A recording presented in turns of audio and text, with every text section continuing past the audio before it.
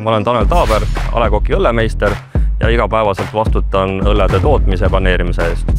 Üks ülesannetest on igapäevane degusteerimine, kus me maitseme ära kõik õlled, mis meil hetkel käärivad ja mis on juba ära villitud, et kõik vastaks parameetritele ja maitse oleks sordiomane. See on minu kohustus, kui ma saan neid kutseid 3 aasta tagant. Ma lähen hea meelega, kuna mulle endale loodus ja matkamine meeldib, siis minu jaoks ei ole probleem veeta nädal aega metsas. Õnneks minu põhitööd see väga ei mõjutagi, kuna asendamatud inimesi meil ei ole, tehases töö jätkub ja õnneks A. Le Coq toetab ka, siis jätkab palga maksmist. Mulle anti võimalus siis välja töötada meie uus alkoholivaba õlu. Ma katsetasin erinevaid tooraineid ja materjale, kuni lõpuks leidsin maitse, mis mulle endale väga meeldis.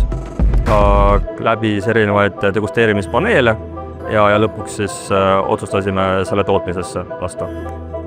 Kaitsetahte laager on tugeva maitse iseloomuga alkoholivaba laager, mis on siis keskmisest natukene kõrgema mõruga ja ilusa kuldse värvusega. Väga hea värskendav õlu.